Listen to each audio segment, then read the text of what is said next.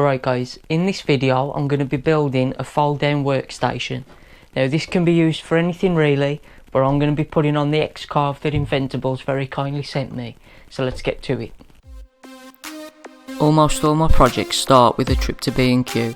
On this occasion I picked up some CLS for the framework, and then I'll come back another day to get the plywood.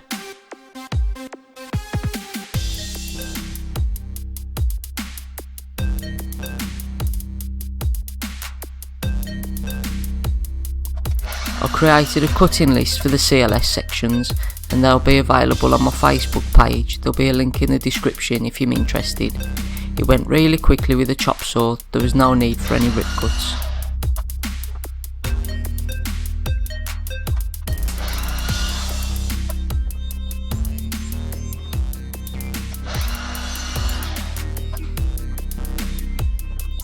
All the joinery is going to be handled by pocket hole screws.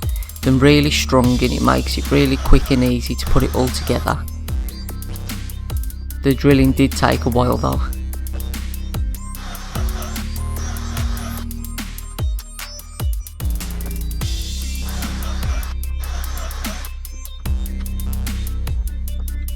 I like to use the fence on my chop saw to help align the pieces while I'm driving in the screws. It makes it easy to keep it all square and flush.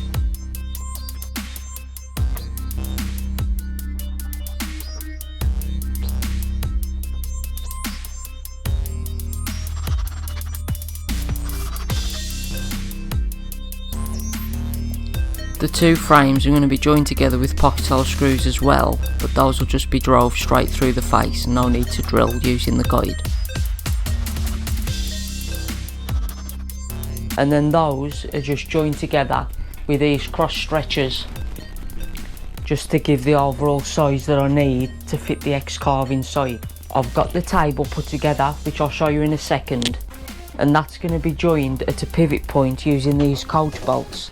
Now they are a bit bigger than they need to be, but I thought it's better for it to be too big than too small, so I went with 6-inch these are, and those will just go through and it'll give it something to pivot on when I want the table folded up and when I want it in use and folded down.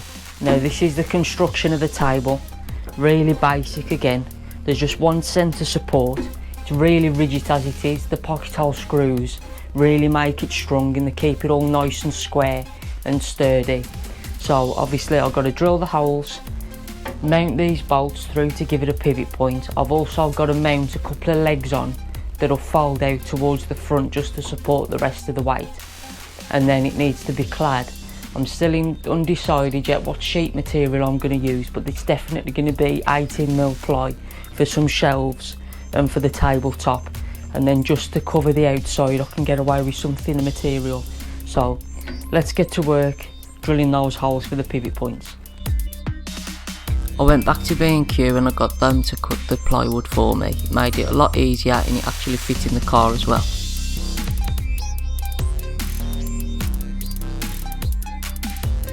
Unfortunately there was missing footage of me drilling the holes to put the bolts through, but I guess you can imagine how that was done. I just attached them with some washers and a couple of nuts as well, just so it all swings freely but it doesn't come loose. I put a shelf on the right hand side and I actually put my Hoover and Cyclone system there. It takes up a lot less space being on top of each other. I decided to go with the tempered hardboard for the sides, and I painted those with some grey paint just to make it look nicer.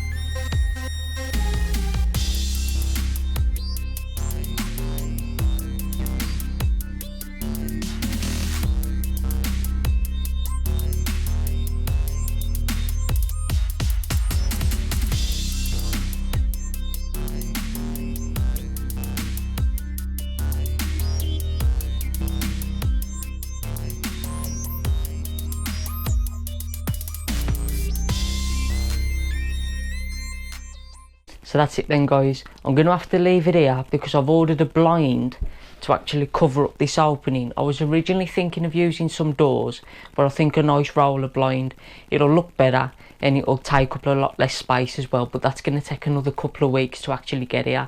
So I've done a quick animation just to see what it would look like, so just watch that for a sec. So you see what I mean with that? It'll just look nice, it'll keep it all closed off, and I can easily just roll it up when I want to use the table for the X-Carve. But like I said at the start, this could be used for anything. This could be a workbench. If you're just going to have it as a table or a workbench, it doesn't need to be as deep, because obviously you don't need to allow that space what I'm leaving for the X-Carve that's going to be permanently mounted to it. But it saved me so much floor space. It would have took up half of my shed if I'd have had it down permanently. So being able to fold it up out of the way, it's a lot easier for me, and I think it's turned out really well. I hope you liked the video. If you did, please give it a thumbs up. If you didn't like it, give it a thumbs down. If you'd like to leave a comment with any questions you've got, or just anything in general, I'll answer all comments, and I really appreciate everybody's feedback. If you'd like to share the video, perhaps you know somebody who's got a small workspace and they might benefit from having something similar to this, or perhaps you're thinking about getting an X-Carve yourself but you're a bit put off about the space it might take up, I think this is quite a good solution for that.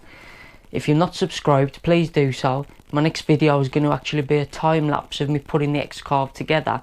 I know there's quite a lot of videos out there already building the X-Carve and everything like that, but I'm going to try and mount a camera to the top of the fold down workstation to catch the entire build, so hopefully that turns out interesting and just like a speed build putting it together, and then of course I can get onto some great CNC projects. Thank you all for watching again.